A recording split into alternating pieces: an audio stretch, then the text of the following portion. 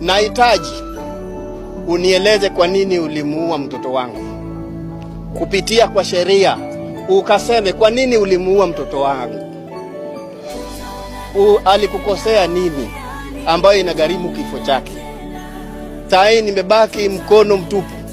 Nana atanielekeza katika maisha yaliyobakia. Mtoto wangu nimemsomesha kwa taabu katika kaunti ya Kilifi kwa kazi ya Kware, nikijinyima kwa ajili ya mtoto wangu kusoma.